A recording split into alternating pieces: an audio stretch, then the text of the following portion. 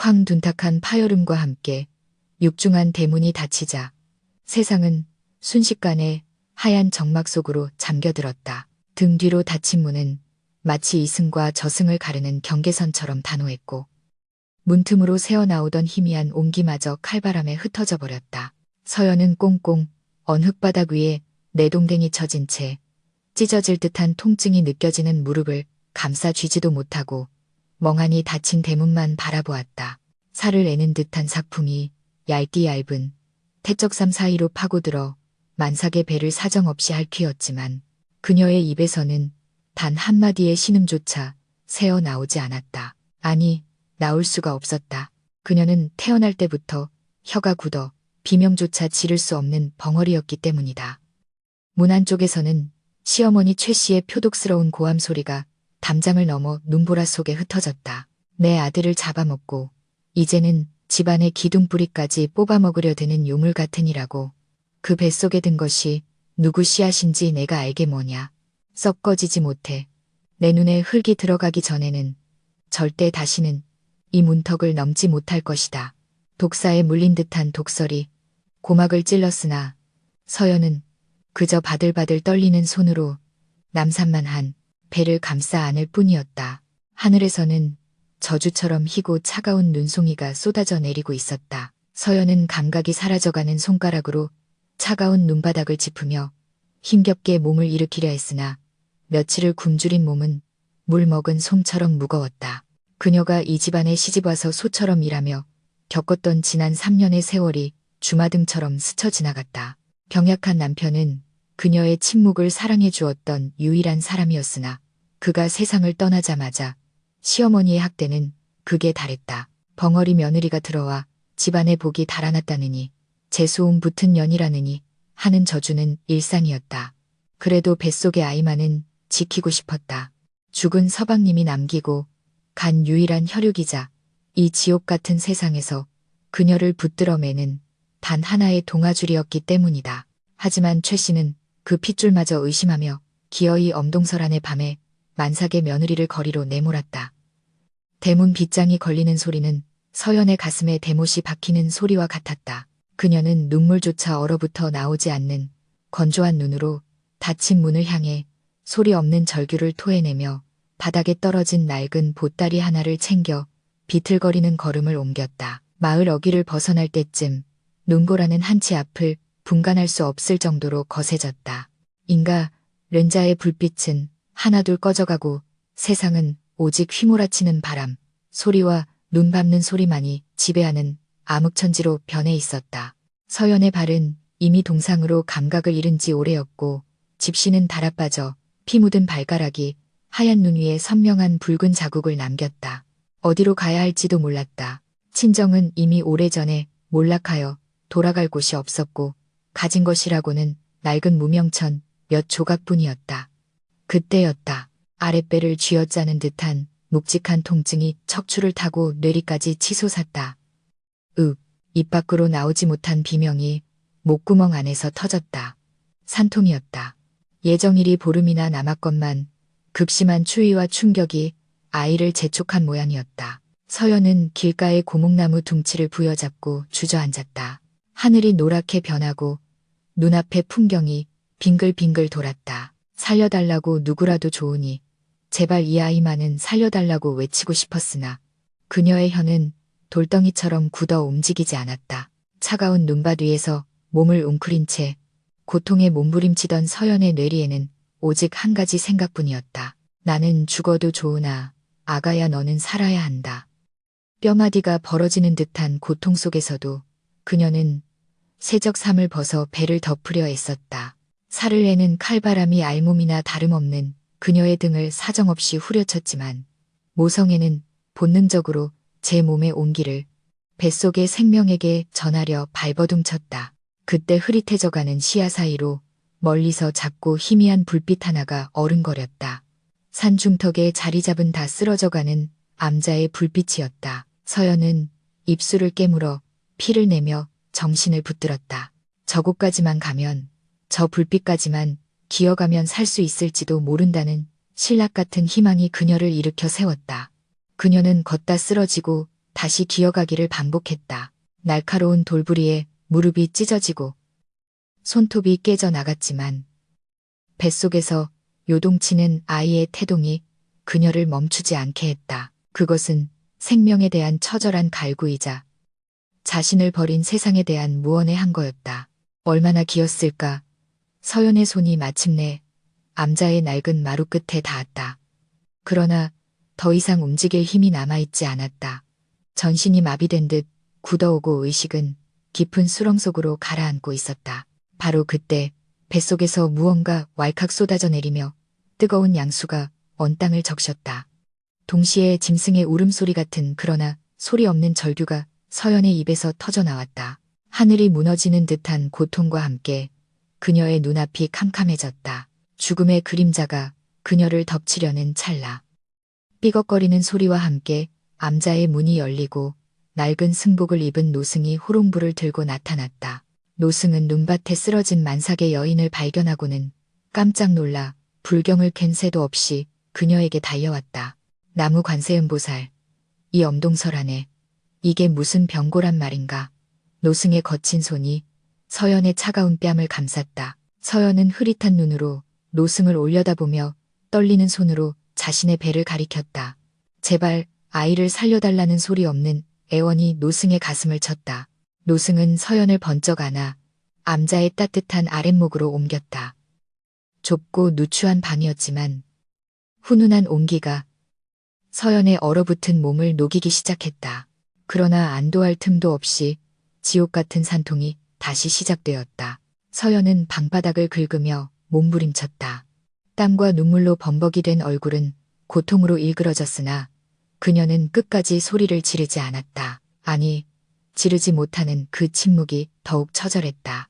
노승은 급히 물을 데우고 깨끗한 천을 준비하며 서연을 도왔다. 부인 정신 차리시오. 아이를 생각해서라도 힘을 내야 하오. 노승의 동료의 서연은 마지막 남은 생명력을 짜내어 힘을 주었다. 밖에서는 눈보라가 창호지 문을 미친 듯이 두들겼고 방 안에서는 생과 사가 교차하는 치열한 사투가 벌어졌다. 시간이 얼마나 흘렀을까.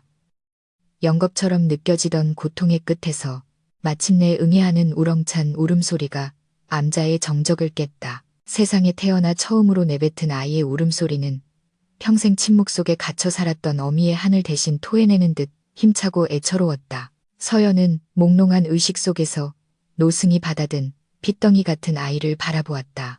사내 아이였다. 죽은 남편을 쏙 빼닮은 아이를 보자 참았던 뜨거운 눈물이 툭 터진 듯 쏟아져 내렸다. 그녀는 떨리는 팔을 뻗어 아이를 안으려 했으나 힘이 빠진 팔은 허공을 휘저길 뿐이었다. 노승이 아이를 깨끗한 천으로 감싸 그녀의 품에 안겨주었다. 따뜻하고 부드러운 살결이 닿자 서연은 비로소 자신이 살아있음을 그리고 지옥 같은 눈보라 속에서 생명을 지켜냈음을 실감했다. 그러나 기쁨도 잠시 산후의 하열이 멈추지 않았다. 붉은 피가 요를 적시고 그녀의 얼굴은 백지장처럼 하얗게 질려갔다. 생명력이 썰물처럼 빠져나가는 것을 느끼며 서연은 아이의 얼굴을 가슴에 깊이 묻었다. 미안하다. 아가, 어미가 너를 지켜줄 힘이 없구나. 그녀의 눈꺼풀이 천근만근 무거워졌다. 희미해지는 의식 너머로 노승의 다급한 목소리가 들려왔지만 서연은 깊은 어둠 속으로, 그러나 더 이상 춥지 않은 평온한 어둠 속으로 서서히 잠겨들었다.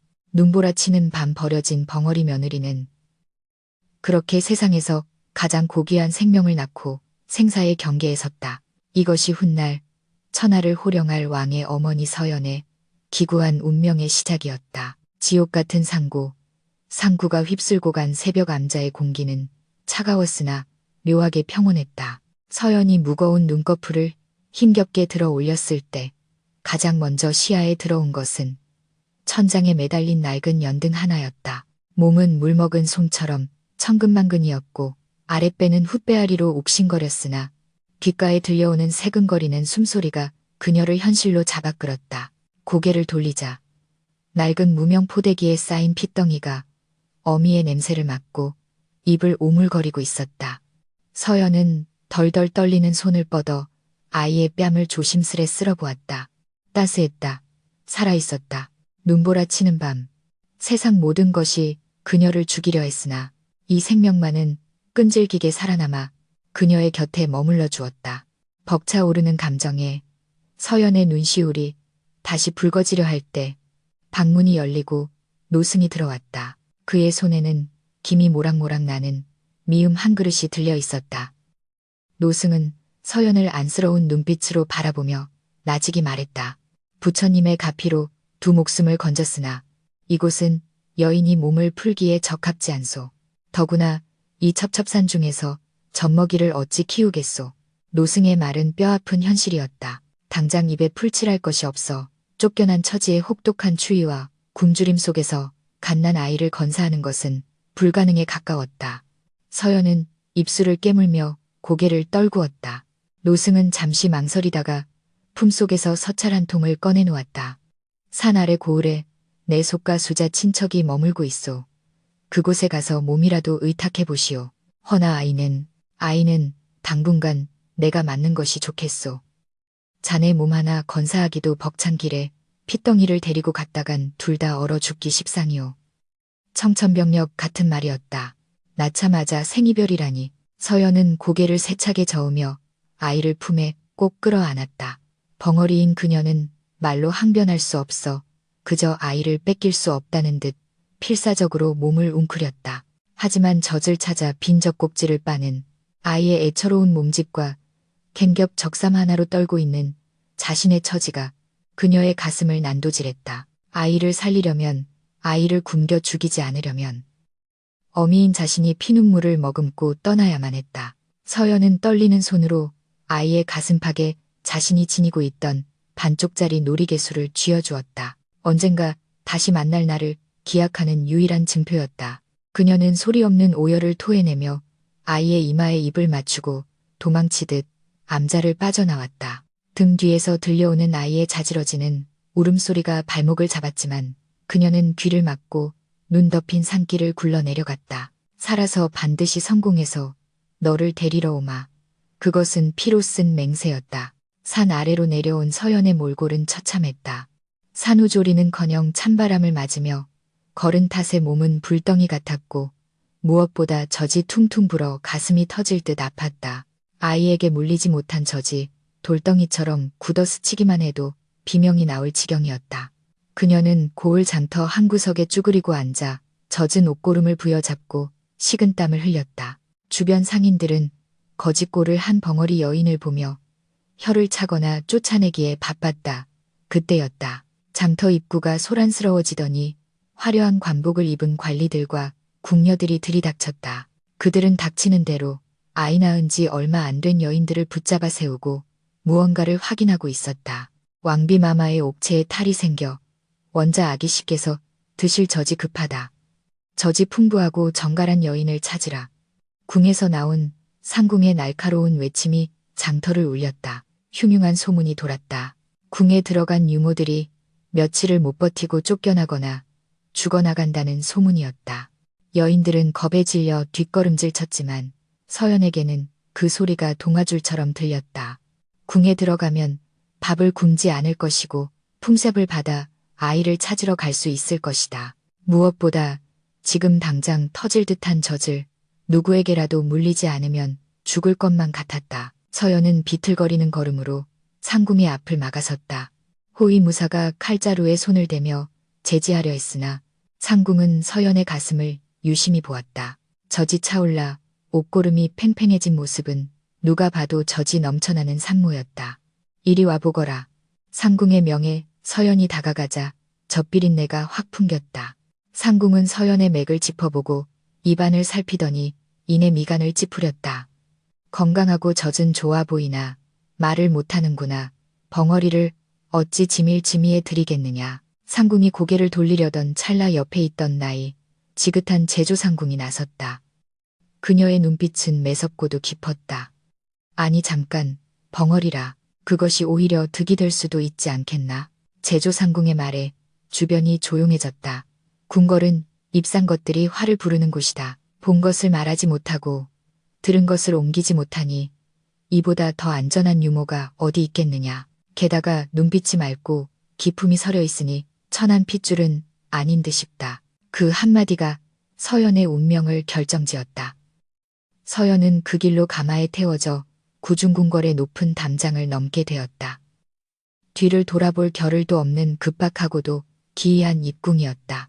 궁궐은 화려했으나 서늘했다.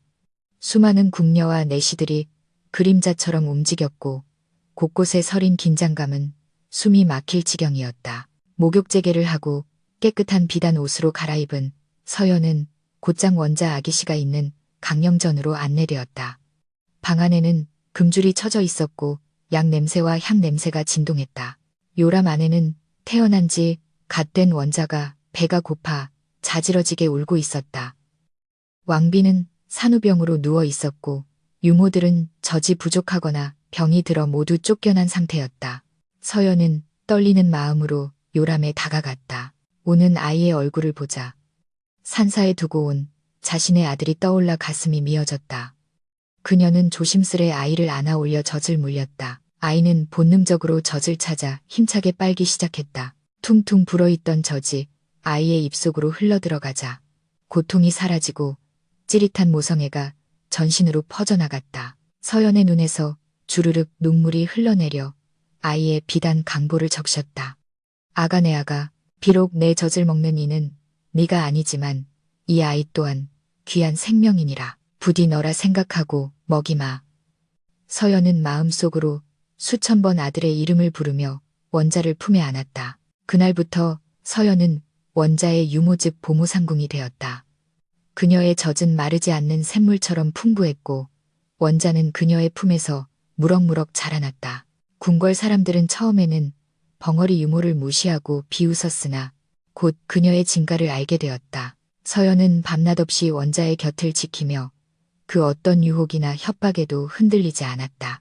권력을 탐하는 후궁들이나 외척들이 은밀히 뇌물을 건네며 원자의 동태를 물으려 해도 서연은 그저 담담한 표정으로 고개를 저을 뿐이었다. 말을 할 수 없으니 비밀을 누설할 일도 없었고 글로 써서 고발하는 영악함도 부리지 않으니 그녀는 궁궐 내의 모든 파벌로부터 무해한 존재로 인식되었다. 그러나 서연은 결코 무지하거나 약한 존재가 아니었다. 그녀는 듣는 귀가 열려 있었고 보는 눈이 정확했다. 누가 원자의 탕약에 장난을 치려는지, 누가 원자의 침소에 삿된 물건을 숨기려는지 그녀는 본능적인 감각으로 알아채고 소리 없이 그것들을 치워버렸다. 세월은 유수와 같이 흘렀다. 계절이 10번 바뀌고 강산이 한 번 변한다는 10년의 세월이 흘렀다. 그동안 서연은 단 한 번도 휴가를 청하지 않았고 궁 밖으로 나가지도 않았다. 그녀가 모은 녹봉은 인편을 통해 은밀히 산사로 보내졌으나 답시는 받을 수 없었다. 아이가 살았는지 죽었는지 잘 크고 있는지 알 길이 없었으나 서연은 원자를 자신의 아들처럼 여기며 그 그리움을 달랬다. 원자는 어느새 총명하고 영특한 소년으로 자라나 세자로 책봉되었다. 세자에게 서연은 단순한 유모가 아니었다. 엄격하고 차가운 중전 마마보다 늘 따뜻한 품을 내어주고 말없이 눈물을 닦아주는 서연이 그에게는 진짜 어미였다. 세자는 글 공부를 하다가도 힘이 들면 서연의 처소로 달려와 그녀의 무릎을 베고 눕곤 했다. 유모 내 마음을 아는 이는 이 넓은 궁궐에 오직 유모뿐이야.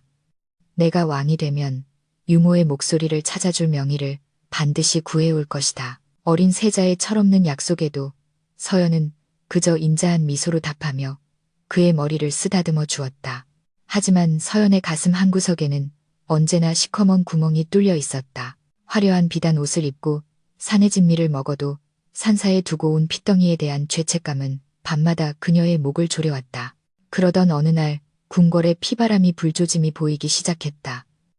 왕의 건강이 급격히 나빠지자 다음 보위를 노리는 세력들의 암투가 수면 위로 떠오른 것이다. 세자를 폐위하고 자신들의 핏줄을 왕위에 올리려는 후궁 세력은 세자의 가장 든든한 방패막이인 서연을 눈엣가시로 여기기 시작했다. 저 벙어리 년이 세자의 귀와 눈을 막고 있다.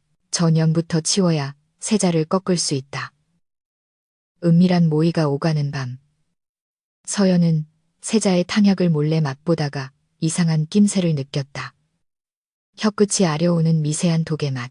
그것은 10년 전 자신을 눈밭으로 내몰았던 시어머니의 도끼보다 더 차갑고 치명적인 살해 사이였다. 서연은 탕약 그릇을 바닥에 떨어뜨려 깨뜨려 버렸다. 쨍그랑 날카로운 파열음이 정적을 깼다. 달려온 나인들과 내시들이 놀라 쳐다보았지만 서연은 표정 하나 바꾸지 않고 깨진 조각을 맨손으로 주워 담았다. 손바닥이 찢어져 붉은 피가 뚝뚝 떨어졌지만 그녀의 눈빛은 그 어느 때보다 서늘하고 단호하게 빛나고 있었다.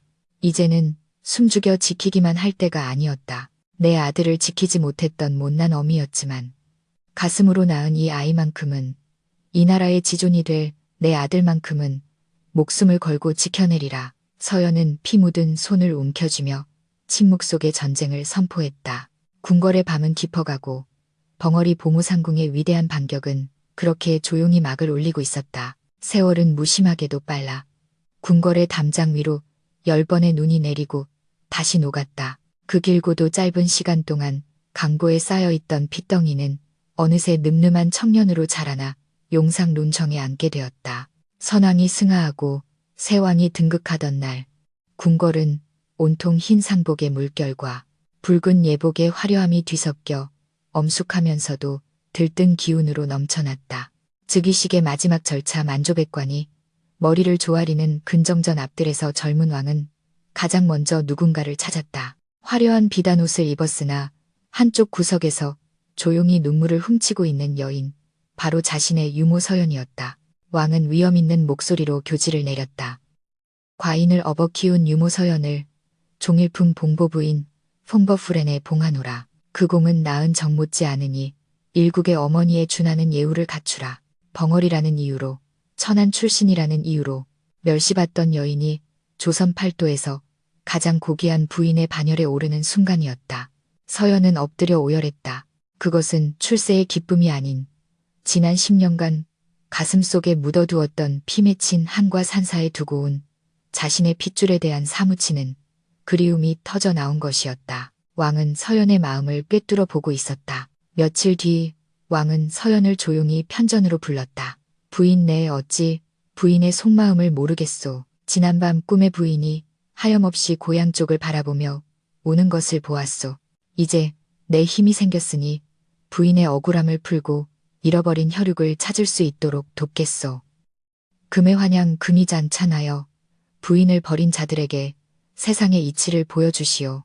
왕은 친히 하사한 가마와 수십 명의 호위 무사, 그리고 산더미 같은 하사품을 내어주며 휴가를 허락했다. 서연이 국문을 나서는 날, 그녀의 행렬은 왕의 행차를 방불케 할 만큼 장대했다. 오색 깃발이 펄럭이고 취타대의 연주 소리가 한양 바닥을 울렸다. 가마 안에 앉은 서연은 10년 전 만삭의 몸으로 쫓겨나 피를 흘리며 기어갔던 그 길을 다시금 내려다보았다. 감회에 젖기에는 가슴 한구석이 너무도 시렸다. 그녀의 목적지는 두 곳이었다. 하나는 아들을 맡겨둔 산속의 암자요. 다른 하나는 자신을 짐승만도 못하게 내다버린 시댁이 있는 고을이었다. 서연은 굳게 다문 입술 새로 맹세했다. 내 아들을 찾기 전에 먼저 끊어야 할 악연을 끊으리라. 한편 서연의 고향 마을은 흉년과 역병이 휩쓸고 지나가 폐허나 다름없었다. 그 중에서도 최 씨의 집안은 몰락의 길을 걷고 있었다. 10년 전 며느리를 내쫓을 때만 해도 기세등등했던 최 씨는 이제 허리가 굽고 눈이 침침한 노파가 되어 있었다. 서연의 남편이 죽은 후 최 씨가 금지옥엽으로 키웠던 둘째 아들, 즉 서연의 시동생은 주색잡기에 빠져 가산을 탕진했다.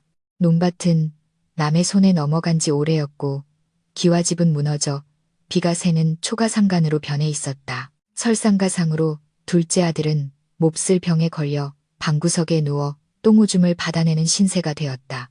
애미야, 물 좀 다오. 방 안에서 들려오는 아들의 쉰 목소리에 최 씨는 혀를 찼다.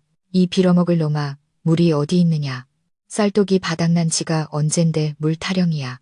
최 씨는 욕을 퍼부으면서도 비틀거리는 몸을 이끌고 부엌으로 향했다. 하지만 부뚜막은 차갑게 식어 있었고 물동이에는 말라비틀어진 이끼만 끼어 있었다. 최 씨는 마당에 주저앉아 땅을 치며 통곡했다. 아이고, 내 팔자야. 전생에 무슨 죄를 지어서 이 꼴을 당하는고. 맏아들 잡아먹은 며느리년을 내쫓아 액돔을 했다. 생각했거늘 어찌하여 남은 자식마저 이 모양이란 말이냐. 그녀는 여전히 자신의 불행을 남 탓으로 돌리고 있었다. 그때 살인문 밖에서 동네 안악들의 수군거리는 소리가 들려왔다.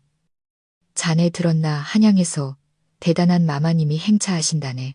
임금님의 유모가 되신 봉보부인이라는데 그 행렬이 끝이 안 보인대. 암 들었지.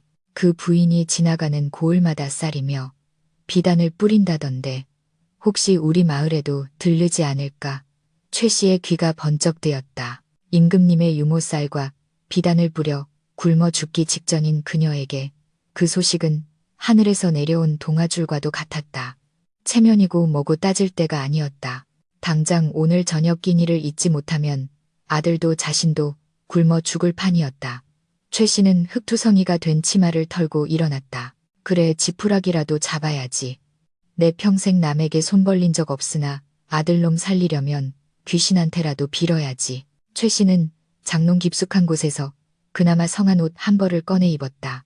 조미스러 구멍이 숭숭 뚫린 저고리였지만 그것이 그녀가 가진 최선의 예복이었다.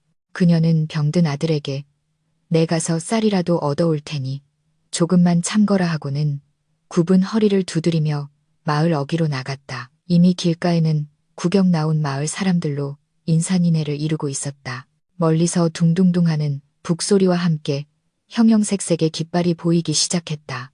사람들은 땅에 엎드려 감히 고개를 들지 못했다. 최 씨 역시 사람들 틈에 섞여 납작 엎드렸다. 흙먼지 냄새와 함께 말발굽 소리가 지축을 울리며 다가왔다. 화려한 가마가 그녀의 눈앞을 지나가려는 찰나 최 씨는 불쑥 고개를 들어 소리쳤다. 아이고, 마마님, 늙고 병든 과부가 자식 살리려 염치불구하고 빕니다. 제발 적선 좀 베풀어 주십시오. 호위 무사들이 창을 겨누며 제지하려 했으나 가마 안에서 가느다란 손이 뻗어 나와 멈추라는 신호를 보냈다. 행렬이 멈춰섰다. 정적 속에서 최 씨의 거친 숨소리만이 들려왔다. 화려한 가마의 문이 스르르 열렸다.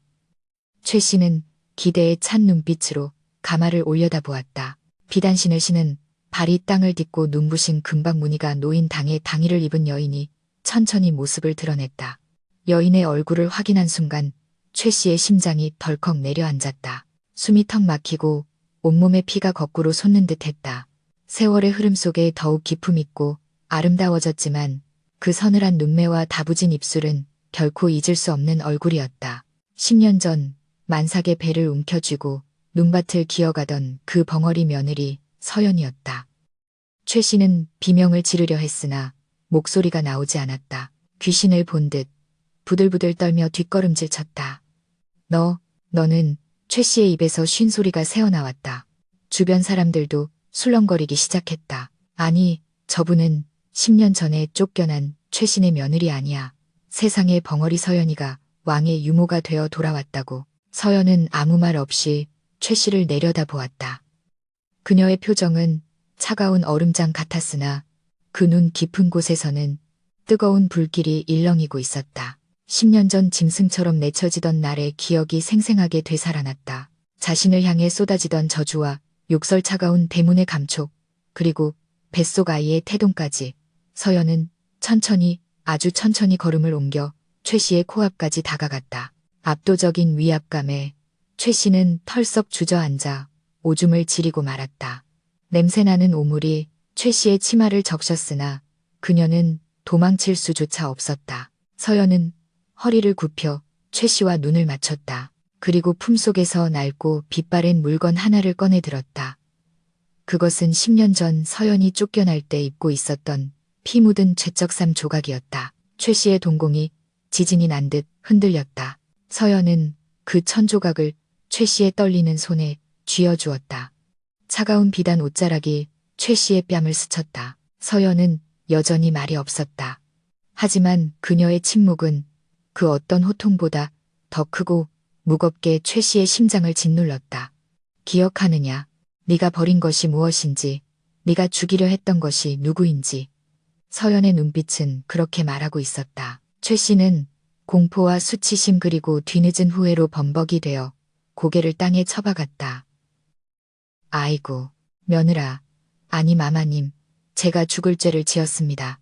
제발 목숨만은 비굴하게 살려달라고 비는 시어머니의 모습에 서연은 허탈한 웃음이 나오려 했다.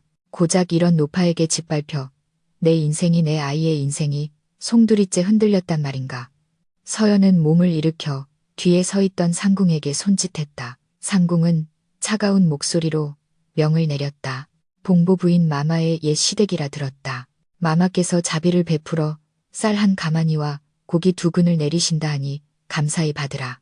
그것은 자비가 아니었다. 더할 나위 없는 모욕이자 가장 잔인한 복수의 시작이었다. 굶어 죽어가는 그들에게 던져주는 쌀 한 가마니는 그들이 서연에게 저질렀던 죄악을 뼈저리게 상기시킬 독이든 성배와도 같았다. 최 씨는 쌀 가마니를 끌어안고 엉엉 울었다. 고마워서가 아니었다. 자신이 버린 며느리가 천하를 호령하는 귀부인이 되어 나타난 현실이 믿기지 않아서였고, 이제 자신의 목숨줄이 그녀의 소나귀에 쥐어졌다는 사실이 뼈에 사무치게 두려워서였다. 서연은 울고 있는 최 씨를 뒤로 하고 다시 가마에 올랐다. 가마 문이 닫히는 순간 서연의 눈에서 참았던 눈물 한 방울이 툭 떨어졌다. 시원할 줄 알았는데, 통쾌할 줄 알았는데 가슴 한구석이 텅 빈 것처럼 공허했다. 아직 끝나지 않았다.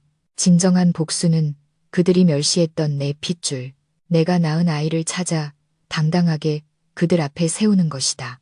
서연은 가마꾼에게 손짓했다. 행렬은 다시 움직이기 시작했다. 목적지는 마을 뒷산 10년 전 눈보라치던 밤에 아이를 맡겼던 그 암자였다. 심장이 터질 듯 쿵쾅거렸다. 사람만 있어 다오. 제발 사람만 있어 다오. 가마가 산길로 접어들수록 서연의 기도는 더욱 간절해졌다. 10년의 기다림 끝에 마주할 진실이 그녀를 기다리고 있었다. 가파른 산길을 오르는 가마의 움직임이 거칠어질수록 서연의 심장 박동 또한 격렬해졌다. 10년 전 피를 흘리며 기어 내려왔던 그 죽음의 길을 이제는 금이 환영하여 다시 오르고 있었다. 차창 밖으로 스치는 풍경은 변함이 없었다. 앙상한 가지를 드러낸 고목들도 살을 내는 듯한 산바람도 예전 그대로였으나 변한 것은 오직 서연의 위치뿐이었다. 마침내 행렬이 암자 입구에 멈춰섰다. 낡고 빛바랜 단청과 기울어가는 기둥, 그 초라한 풍경이 서연의 눈에 들어오자 숨이 턱 막혀왔다. 호위무사의 부축을 받으며 가마에서 내린 서연은 떨리는 다리를 진정시키며 천천히 경내로 발을 들여놓았다. 마당 한편에서는 웬 사내아이 하나가 제 몸만 한 도끼를 들고 장작을 패고 있었다. 거친 무명옷을 입고 땀을 흘리는 아이의 뒷모습은 낯설면서도 기이할 정도로 익숙했다. 다부진 어깨와 고든 등, 그것은 죽은 서방님의 젊은 시절 모습과 판박이었다. 서연이 비틀거리며 다가가자 인기척을 느낀 아이가 도끼질을 멈추고 뒤를 돌아보았다. 수검댕이 묻은 맑은 얼굴, 밤하늘의 별처럼 초롱초롱한 눈망울이 서연과 마주쳤다. 누구십니까? 아이의 목소리는 맑고 또렷했다. 서연은 그 자리에 못 박힌 듯 굳어버렸다. 벙어리 어미에게서 태어나 벙어리가 아닐까. 노심초사했던 지난 세월의 걱정이 눈 녹듯 사라지는 순간이었다. 그때 법당 문이 열리고 10년 전 서연의 목숨을 구해주었던 노승이 지팡이를 짚고 나왔다. 노승은 화려한 비단 옷을 입은 서연을 한눈에 알아보았다. 그의 주름진 얼굴에 잔잔한 미소가 번졌다. 기어이, 기어이 살아 돌아왔구려. 내 언젠가 부인이 다시 올 줄 알았소. 서연은 노승 앞에 무릎을 꿇고 큰 절을 올렸다. 말로 다 할 수 없는 감사의 표시였다. 노승은 아이를 손짓해 불렀다. 선우야, 이분이시란다. 네가 밤마다 그리워하며 꿈속에서나 뵙던 너를 낳아주신 어머니시다. 아이의 눈이 휘둥그레졌다. 도끼를 떨어뜨린 아이는 믿기지 않는다는 표정으로 서연을 바라보았다. 어머니, 정말 우리 어머니란 말입니까? 서연은 품속에서 10년을 간직해온 반쪽짜리 놀이개를 꺼내 들었다. 그러자 아이 역시 자신의 목에 걸고 있던 낡은 주머니에서 나머지 반쪽을 꺼냈다. 2개의 조각이 하나로 맞춰지는 순간 서연은 참았던 울음을 터뜨리며 아이를 와락 껴안았다. 아, 꽉 막힌 목구멍에서 짐승 같은 신음이 새어나왔으나 그것은 세상 그 어떤 언어보다 진한 사랑의 고백이었다. 모자무지의 상봉은 눈물바다였다. 서연은 아이의 거친 손을 자신의 고운 뺨에 비비며 하염없이 눈물을 흘렸고 선우 역시 낯선 어미의 품에서 서러운 울음을 토해냈다. 어미 없는 자식이라 손가락질 받으며 자라온 서름, 사무치는 그리움이 한순간에 씻겨 내려갔다. 서연은 가져온 비단 옷으로 아이를 갈아입혔다. 낡은 무명옷을 벗고 비단 도포를 걸치자 선우는 영락없는 귀공자의 자태를 뽐냈다. 서연은 아들의 늠름한 모습을 보며 가슴이 벅차오름을 느꼈다. 이제 남은 것은 하나였다. 10년 전 뱃속의 이 아이를 부정하고 죽음으로 내몰았던 시어머니 최 씨에게 이 살아있는 증거를 보여주는 것. 그것이야말로 서연이 준비한 진정한 침묵의 심판이었다. 서연은 노승에게 막대한 시주금을 내놓으며 암자를 중수해달라 부탁하고는 선우의 손을 꼭 잡고 산을 내려왔다. 내려가는 발걸음은 올라올 때와는 비교할 수 없을 만큼 당당하고 힘찼다. 마을 어귀에 다다르자 서연의 행차를 구경하기 위해 또다시 사람들이 구름처럼 몰려들었다. 그 중에는 쌀가마니를 받고도 여전히 미련을 버리지 못한 최 씨가 눈을 번들거리며 서성이고 있었다. 서연은 가마에 타지 않고 아들의 손을 잡고 걸어서 마을로 들어섰다. 사람들의 시선이 서연의 옆에 선 준수한 소년에게 쏠렸다. 저 아이는 누구지? 왕실의 왕자님인가? 아니야, 눈매를 봐. 꼭 서연이 죽은 서방님을 닮았잖아. 웅성거리는 소리가 파도처럼 퍼져나갔다. 최 씨 역시 소년을 보고는 넋을 잃었다. 죽은 큰아들이 살아 돌아온 것만 같은 착각이 들 정도로 닮은 모습이었다. 서연은 최 씨의 집 앞 다 쓰러져가는 초가삼간 앞에 멈춰섰다. 그리고 보란듯이 아들 선우를 자신의 앞으로 내세웠다. 최 씨는 홀린 듯 다가왔다. 너는 설마. 최 씨의 떨리는 손이 선우의 옷자락을 잡으려 하자 선우는 차가운 눈빛으로 한 걸음 뒤로 물러섰다. 서연은 싸늘한 표정으로 시어머니를 내려다보았다. 10년 전 누구 씨앗인지 모른다며 멸시했던 그 핏덩이가 이렇게 훌륭하게 자라 당신 앞에 섰음을 똑똑히 보라는 무언의 호통이었다. 최 씨의 안색이 흙빛으로 변했다. 자신의 둘째 아들은 방구석에서 썩어가고 있는데 내쫓은 며느리의 아들은 왕의 사랑을 받는 귀공자가 되어 나타난 것이다. 그때 뒤따르던 상궁이 나서서 쩌렁쩌렁한 목소리로 외쳤다. 이분은 봉보부인 마마의 친아드님이자 앞으로 조정에 출사하여 가문을 빛낼 귀한 도련님이시다. 10년 전 엄동설안에 버려졌던 그 핏줄이 천지신명의 도우심으로 살아남아 오늘 조상의 땅을 밟으셨다. 상궁의 말은 비수처럼 최 씨의 심장에 꽂혔다. 마을 사람들은 경악하며 최 씨를 손가락질했다. 세상에 제 핏줄을 내다 버리더니 천벌을 받았구먼. 복덩이를 발로 걷어차더니 꼴 좋다. 쏟아지는 비난 속에 최 씨는 다리에 힘이 풀려 주저앉았다. 그녀는 바닥을 기어가며 서연의 치맛자락을 붙잡았다. 애미야, 아니 부인, 내가 잘못했다. 내 눈이 멀어 옥석을 구분하지 못했다. 저 아이가 내 손자가 맞구나. 내 큰아들의 핏줄이 맞아. 최 씨는 선우를 향해 손을 뻗으며 울부짖었다. 아가, 내가 내 할미다. 이리 와 보렴. 내 너를 얼마나 보고 싶어 했는지 아느냐. 뻔뻔하기 그지없는 거짓말에 서연은 치를 떨었다. 서연은 잡힌 치맛자락을 매몰차게 뿌리쳤다. 그녀의 눈빛에는 더 이상 일말의 동정심도 남아있지 않았다. 서연은 아들 선우에게 눈짓을 했다. 총명한 선우는 상황을 단박에 이해했다. 그는 차갑게 식은 눈으로 바닥에 엎드린 노파를 내려다보며 입을 열었다. 할머니라 하셨습니까? 제 어머니가 만삭의 몸으로 눈밭을 기어 다닐 때 당신은 어디에 계셨습니까? 제가 태어나자마자 젖 한 모금 못 먹고 산사로 보내질 때 당신은 따뜻한 방에서 무엇을 하셨습니까? 선우의 또랑또랑한 목소리가 좌중을 압도했다. 최 씨는 말문이 막혀 뻐끔거렸다. 하늘이 알고 땅이 아는 죄입니다. 이제 와서 핏줄을 논하시다니요. 저에게 할머니는 없습니다. 오직 저를 살리기 위해 피눈물을 흘리신 어머니뿐입니다. 선우의 단호한 선언은 최 씨에게 내려진 사형 선고와도 같았다. 최 씨는 아이고 아이고 하며 땅을 치고 통곡했으나 그 누구도 거들떠보지 않았다. 방 안에서 알아누워 있던 둘째 아들이 소란스러움에 엉금엉금 기어 나왔다. 어머니, 밥 좀. 흉물스러운 몰골의 삼촌과 비단 옷을 입은 조카의 대비는 잔인할 정도로 선명했다. 이것이야말로 서연이 보여주고 싶었던 인과응보의 실체였다. 서연은 마지막으로 시어머니를 향해 수와 셔와를 하듯 손을 움직였다. 오랜 세월 함께 지낸 상궁이 그 뜻을 통역했다. 부인께서 이르시기를 오늘 내가 베푼 쌀 한 가마니가 당신에게 주는 마지막 자비이자 우리 인연의 끝이다. 내 아들은 내가 지킬 것이니 당신은 당신이 애지중지하던 둘째 아들과 함께 그 업보를 짊어지고 살라 하십니다. 서연은 미련 없이 등을 돌렸다. 선우 역시 어미의 손을 잡고 뒤도 돌아보지 않았다. 가지 마라. 제발 우리를 버리지 마라. 이놈을 고쳐주고 가야 할 것 아니냐. 최 씨의 절규가 메아리 쳤으나 화려한 행렬은 보란듯이 멀어져 갔다. 서연의 가마 뒤로는 흙먼지만이 뿌옇게 피어올라 최 씨의 초라한 집을 뒤덮었다. 마을을 벗어나는 서연의 마음은 10년 묵은 체증이 내려가는 듯 시원했으나 한편으로는 씁쓸함이 남았다. 복수는 달콤했으나 지나간 세월의 상처를 완전히 지울 수는 없었다.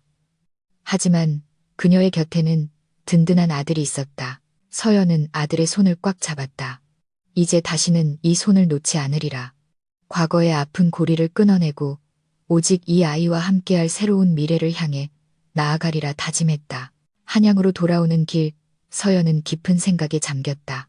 시댁에 대한 복수는 끝났으나 아직 그녀에게는 왕의 유모로서 그리고 한 아이의 어머니로서 해야 할 일이 남아 있었다. 왕은 서연에게 큰 은혜를 베풀었으나 궁궐은 언제나 살얼음판과 같았다.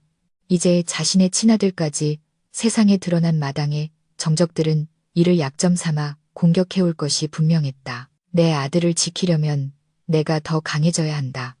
서연의 눈빛이 다시금 매섭게 빛났다. 그녀는 단순히 억울함을 푼 여인으로 남을 생각이 없었다. 왕의 신뢰를 바탕으로 아들을 훌륭하게 교육시켜보란 듯이 조정의 동량 기둥으로 키워낼 생각이었다. 그것이야말로 자신을 벙어리라 무시했던 세상에 대한 가장 완벽한 승리일 것이기 때문이었다. 밤하늘에는 유난히 밝은 달이 떠올라 서연과 선우의 앞길을 비추고 있었다. 마치 고생 끝에 낙이 온다는 고진감래, 구중간날의 앞날을 예고하는 듯했다.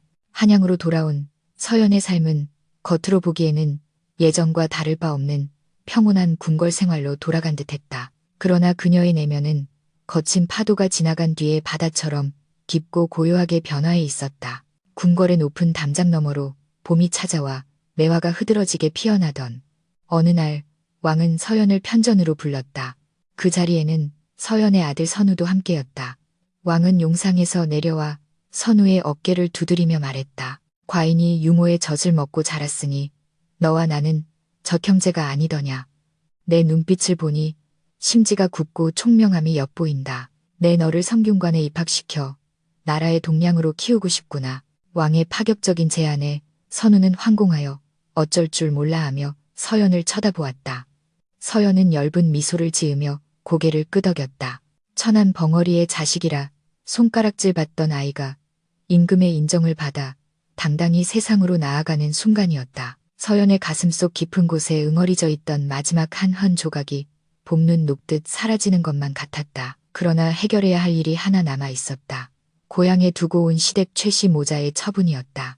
왕은 그들의 패륜적인 행태를 전해 듣고 대로 단호했다. 감히 과인의 어머니와 같은 분을 짐승처럼 내쫓고 하늘이 내린 핏줄을 부정하다니. 내 당장 그들을 잡아들여 엄벌에 처하고 그 죄를 만천하에 알리리라. 왕의 서슬퍼런 분노에 내관들은 숨조차 쉬지 못했다. 하지만 서연은 조용히 왕의 앞을 막아서며 바닥에 엎드렸다. 그리고 미리 준비한 붓과 종이를 꺼내 한자 한자 정성스럽게 써 내려갔다. 종이 위에는 서연의 간곡한 청이 담겨 있었다. 전하 피를 피로 씻으면 그 냄새가 만리를 간다 하였습니다.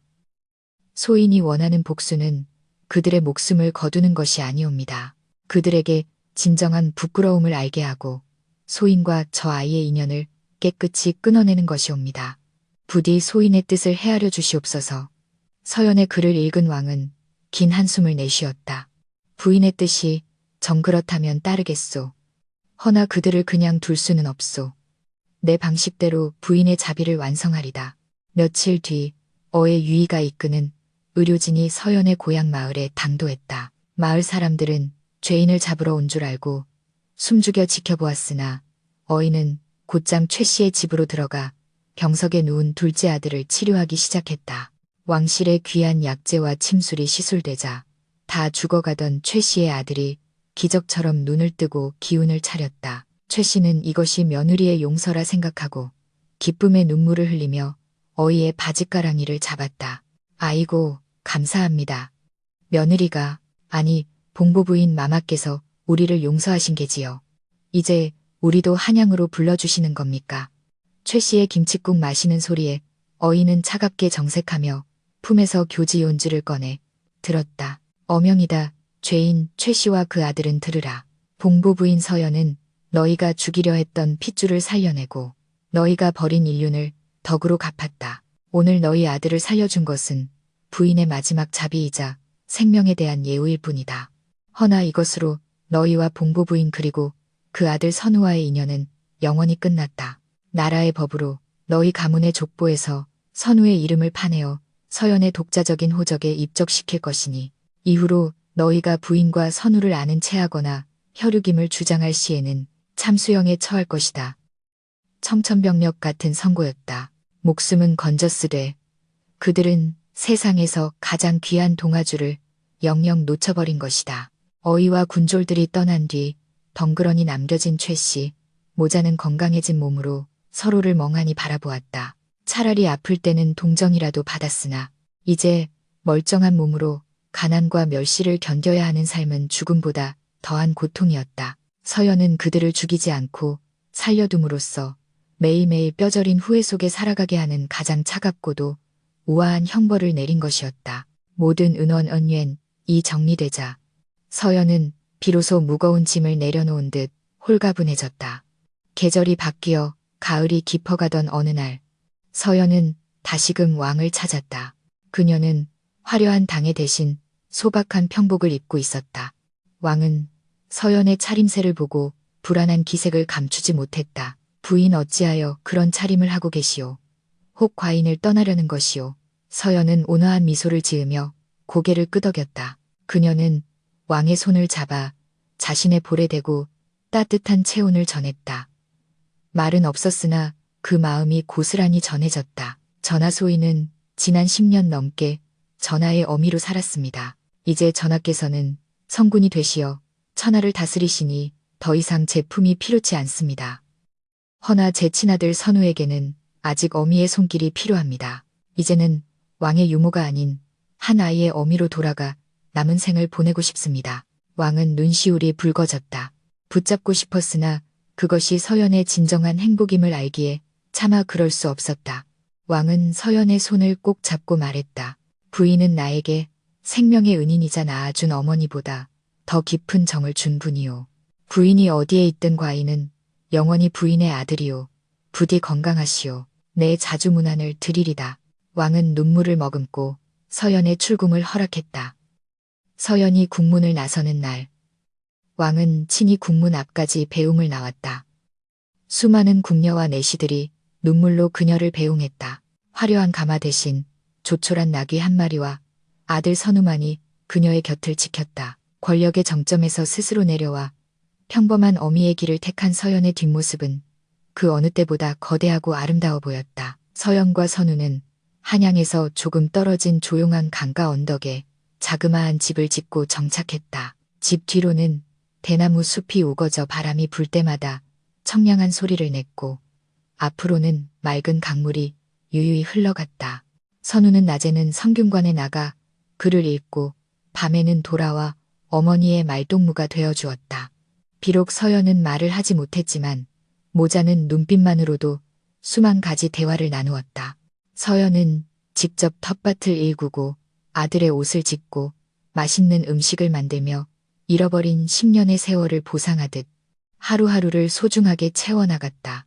궁궐에서 보내오는 하사품은 정중히 거절하고 마을 사람들에게 나눠주니 인근 마을에서 서연을 살아있는 보살이라 칭송하는 소리가 자자했다. 세월은 유수와 같이 흘러 선우는 과거의 장원 급제하여 조정에 나아갔다. 그는 청렴하고 강직한 성품으로 왕의 총애를 받으며 훌륭한 목민관이 되었다. 선우가 혼례를 치르고 손자를 낳아 서연의 품에 안겨주던 날, 서연은 주름진 눈가에 행복의 눈물을 가득 머금었다. 갓난아기의 부드러운 살결을 어루만지며 그녀는 오래전 눈보라치던 밤 자신을 살려준 그 노승의 말을 떠올렸다. 생명은 돌고 도는 것, 인연 또한 그러한 것. 자신이 지켜낸 생명이 또 다른 생명을 낳고 그 생명이 다시 기쁨이 되어 돌아온 것이다. 서연은 손자를 안고 마루에 앉아 붉게 물드는 저녁 노을을 바라보았다. 평생을 침묵 속에 살았으나 그녀의 삶은 그 누구보다 웅변적이었고 치열했다. 어느 평화로운 겨울밤 서연은 아들과 며느리 손자가 잠든 모습을 흐뭇하게 지켜보다가 조용히 눈을 감았다. 향년 60세, 고통스러웠던 삶의 무게를 내려놓고 떠나는 그녀의 얼굴은 마치 깊은 잠에 든 소녀처럼 평온했다. 그녀가 세상을 떠난 뒤 왕은 친히 제문을 지어 내려보냈다. 하늘이 내린 침묵으로 진실을 지키고 바다 같은 사랑으로 두 아들을 키워냈으니 그 덕은 영원히 역사에 기록될 것이다. 서연의 무덤가에는 그녀가 평생 좋아했던 하얀 목련나무 한 그루가 심어졌다. 봄이 오면 목련은 눈부시게 하얀 꽃을 피워냈는데 사람들은 그 꽃잎이 마치 서연이 생전에 하지 못했던 수만 가지 사랑의 언어들처럼 보인다고 했다. 강물은 쉬지 않고 흐르고 계절은 어김없이 순환한다. 벙어리 며느리로 쫓겨나 왕의 어머니가 되었고 끝내 진정한 용서와 사랑을 완성하고 떠난 서연의 이야기는 강물 소리에 실려 오래도록 사람들의 가슴 속에 전해졌다. 가장 차가운 시련 속에서도 가장 따뜻한 꽃을 피워낸 여인 서연. 그녀의 위대한 침묵은 그렇게 전설이 되어 조선 팔도에 영원히 남게 되었다. 목련이 피는 언덕, 세월은 덧없이 흘러 어느덧 서연이 세상을 떠난 지 30년이라는 시간이 흘렀다. 그 사이 강사는 3번이나 바뀌었고 서연의 아들 선우는 백발이 성성한 노인이 되었다. 그는 조정에서 영의정 민기정이라는 최고의 관직까지 올랐으나 벼슬에서 물러난 뒤에는 낙향하여 어머니가 잠든 강가 언덕에 작은 집으로 돌아왔다. 사람들은 일국의 재상을 지낸 분이 고래등 같은 기와집을 마다하고 초라한 시골집에 머무는 것을 의아해했으나 선우에게 이곳은 세상 그 어느 궁궐보다 평온하고 귀한 안식처였다. 봄 기운이 완연한 어느 날 선우는 어머니의 무덤가에 심어진 거대한 목련나무 아래 평상에 앉아 있었다. 흐드러지게 핀 하얀 목련 꽃잎이 바람에 날려 그의 어깨 위로 소리 없이 내려앉았다. 마치 어머니의 따스한 손길이 어루만지는 듯했다. 할아버지 맑은 목소리와 함께 10살 남짓된 손녀가 꽃신을 신고 달려왔다. 아이의 손에는 방금 꺾은 진달래꽃 한 줌이 들려 있었다. 할아버지 이 꽃 좀 보세요. 산 너머에서 따왔는데 참 곱지요. 손녀는 선우의 무릎에 매달리며 제잘거렸다. 선우는 허허 웃으며 아이의 머리를 쓰다듬었다.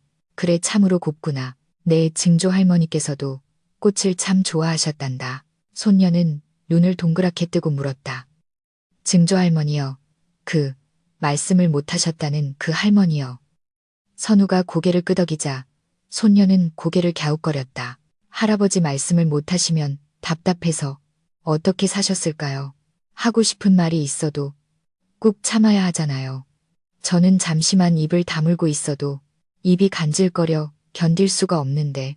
철없는 아이의 질문에 선우의 눈가에 깊은 주름이 잡히며 옅은 미소가 번졌다. 선우는 손녀를 무릎에 앉히고 먼 강물을 응시했다. 아가 세상에는 말로 다 할 수 없는 것들이 있단다. 사람들은 입으로 사랑을 말하고 입으로 약속을 하지만 그 말들이 얼마나 가볍고 허무하게 흩어지는지. 아니 내 증조할머니께서는 비록 혀는 굳어 계셨으나 그 침묵 속에 태산보다 무거운 사랑을 담고 계셨단다. 선우의 기억 속으로 어머니의 모습이 떠올랐다. 엄동설 안의 눈보라 속에서 자신을 안고 기어가던 그 처절한 몸짓, 굶주린 배를 움켜쥐고 자신의 입에만 밥을 넣어주던 그 거친 손, 그리고 억울한 누명을 쓰고도 변명 한마디 없이 오직 행동으로 진실을 증명해 보였던 그 서늘한 눈빛까지.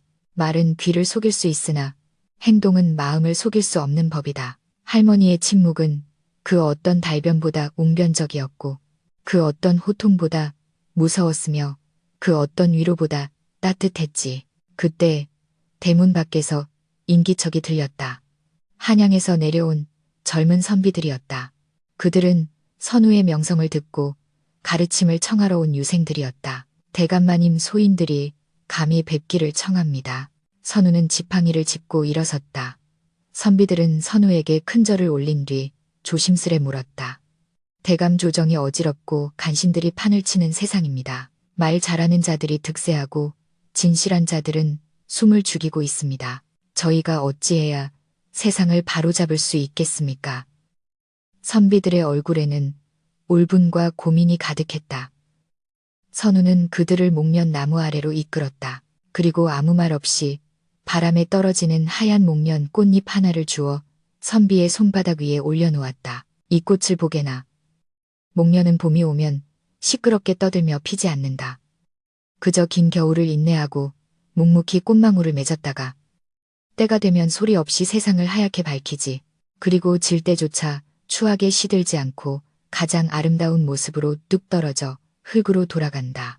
선우의 목소리는 낮고 차분했다. 내 어머니께서는 평생을 침묵 속에 사셨으나 그분의 삶은 왕을 키워냈고 가문을 일으켰으며 원수를 스스로 부끄럽게 만들어 무릎 꿇리셨다. 자네들이 세상을 바꾸고 싶다면 혀끝을 놀려 남을 비난하기 전에 먼저 자신의 삶으로 그 뜻을 증명하게나. 진정한 힘은 소리 없는 실천에서 나오는 법일세. 선비들은 선우의 말에 큰 깨달음을 얻은 듯 고개를 숙였다. 웅변보다 강한 침묵의 가르침. 그것은 서연이 아들에게 남긴 유산이자 이제 선우가 다음 세대에게 전하는 지혜였다. 해가 뉘엿뉘엿 넘어가고 노을이 강물을 붉게 물들일 때 선우는 다시 홀로 평상에 앉았다. 어디선가 불어온 바람이 목련 나무가지를 흔들자 쏴아 하는 소리가 났다. 마치 어머니가 잘했다. 내 아들하고 속삭이는 소리 같았다. 선우는 눈을 감고 그 소리에 귀를 기울였다. 평생 그리워했던 어머니의 목소리가 들리는 듯했다. 비록 육신은 흙으로 돌아갔으나 서연이 남긴 사랑은 꽃향기가 되어 바람이 되어 그리고 사람들의 가슴 속에 전해지는 이야기가 되어 영원히 살아 숨쉬고 있었다. 벙어리, 며느리 서연의 이야기는 단순한 야담 예단이 아니었다. 그것은 시끄러운 세상 속에서 진정한 사랑과 용서가 무엇인지를 일깨워주는 영원히 지지 않는 침묵의 꽃이었다.